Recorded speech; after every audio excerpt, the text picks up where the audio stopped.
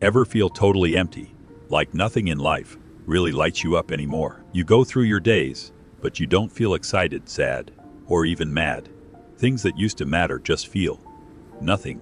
You might think you're just quiet or laid back, but this is different. It's not shyness. It's what happens when you tuck your feelings away for too long.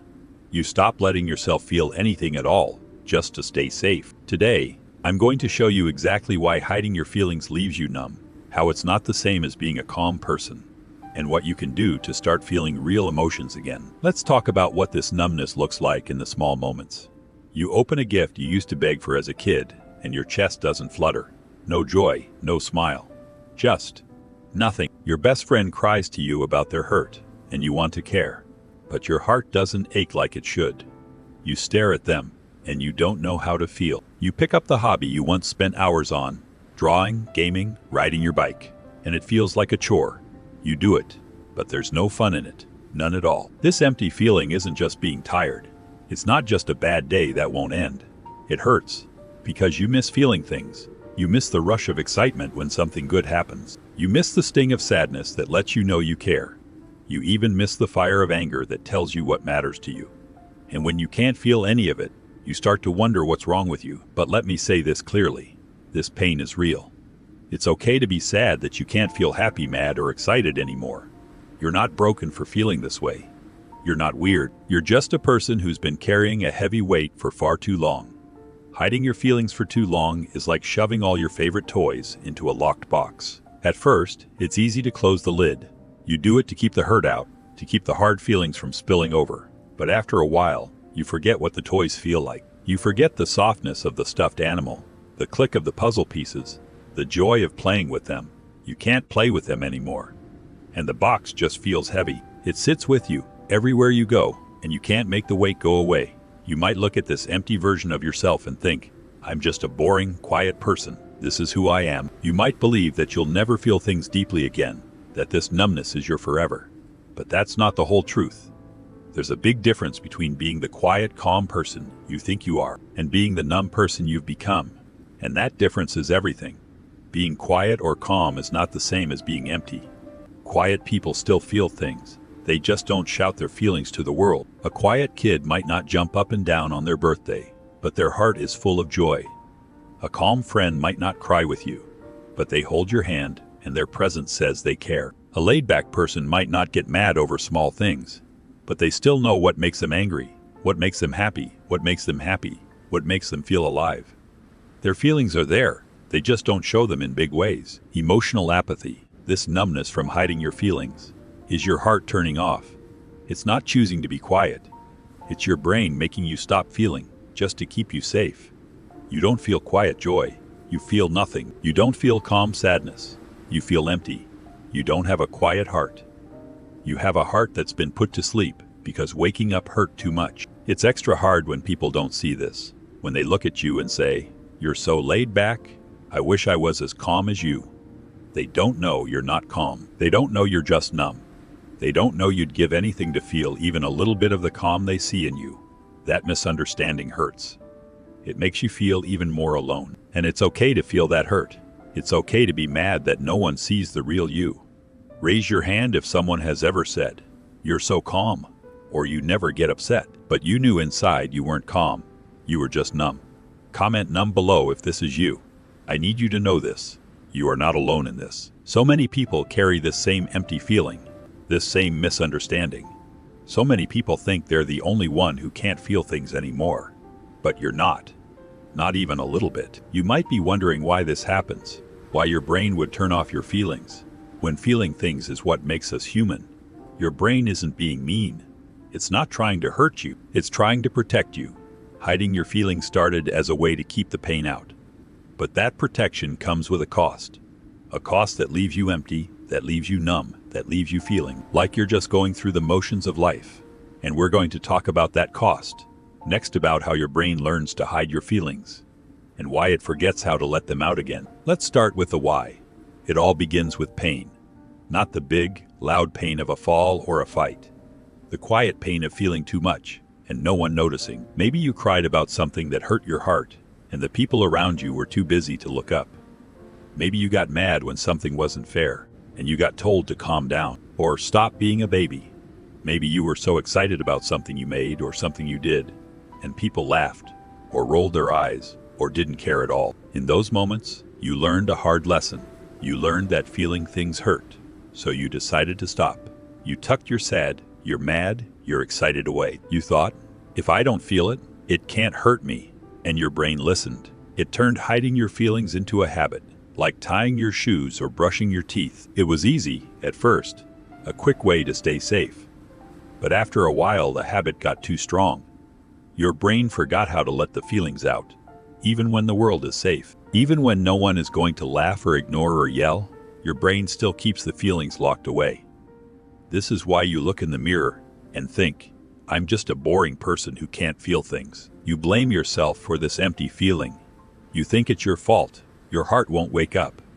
You think there's something wrong with you for not caring about the things everyone else does. But that's not the truth. Your feelings are like a light switch. At first, you flipped it off to avoid the dark, the pain that came with feeling too much. You thought turning the light off would keep you safe. But after a while, the switch got stuck. You reach for it every single day. You try to flip it on, to feel something, anything, but nothing happens. The light stays off, and you think it's your fault. The light won't turn on. You think you broke the switch all by yourself. This numbness is not who you are. It's not your fault. Your brain's stuck light switch isn't a flaw. It's a shield you built to stay safe. Being numb is not the same as being quiet. And you are not a boring person for feeling empty. You're a person who cared so much that you had to stop feeling to survive. That's not weakness. That's courage.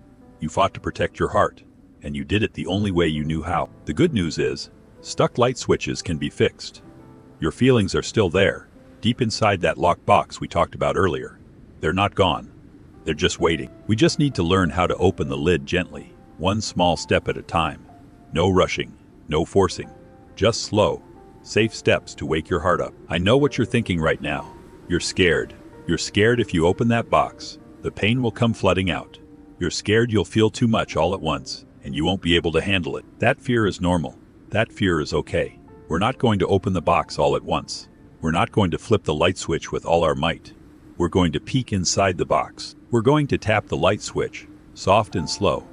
We're going to feel small things first, safe things, things that don't hurt. Here are 3 tiny steps you can take, right now, all by yourself. No one has to know, no pressure to get it right. Step 1. When you drink a warm drink, hot cocoa, warm water, even a cup of apple cider, pause for 10 seconds. Notice how it feels on your tongue.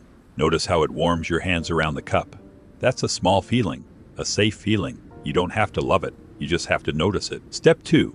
Look at something pretty, a flower growing in the grass, a sunset through the window, a photo of a cute dog or cat.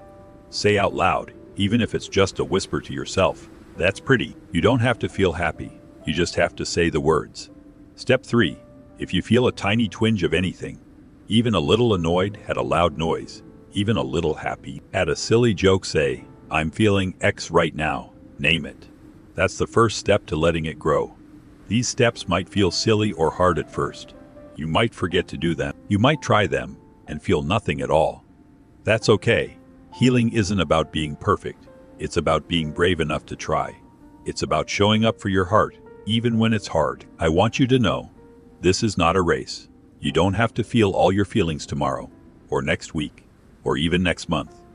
Every tiny step counts. Every time you notice the warm drink, every time you say, that's pretty, every time you name a small feeling, you're waking your heart up. You're fixing that stuck light switch, one tap at a time, and I'm proud of you for just watching this far. I'm proud of you for wanting to feel again. That takes so much courage. Here's your small challenge for today. Pick one of these steps and try it. It can be the warm drink step, the pretty thing step, or the naming step. That's it. No more.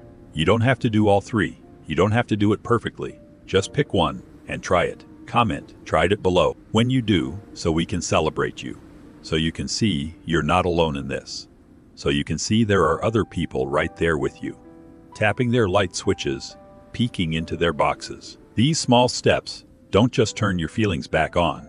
They turn you back into the person who cares. And that person is a gift to the world. Healing from hidden feelings is hard. It's not a straight line. Some days you'll try the steps and feel nothing. Some days you'll feel a little something, and then it's gone. Some days you'll go right back to feeling empty, and you'll think you're failing, but you're not failing. That's just your brain trying to protect you one more time. You just have to try again tomorrow, and that's enough. Trying is enough. The fact that you hid your feelings because they hurt means you care so much. You care about how others feel. You care about not being a burden. You care about being safe. That caring heart is your superpower. You just forgot how to use it. You didn't lose it. It was just sleeping. When you learn to feel your feelings again, you'll never make someone else feel like their feelings don't matter. You'll know what it's like to be numb. You'll know what it's like to have people miss the real you. So you'll reach out to the quiet people, the empty people, the people everyone thinks is just laid back. You'll look at them and say, I see you. You'll hold their hand and let them know they're not alone. Your pain makes you kind, and the world needs that kindness so much. You are not invisible. You are not boring. You are a person with a big, caring heart that just needed a break. And your heart is ready to feel again, slow and easy, at your own pace. If you're watching this and feeling numb right now, I see you. I care about you. And your feelings matter, even if you can't feel them yet. Even if the box is still locked. Even if the light switch is still stuck.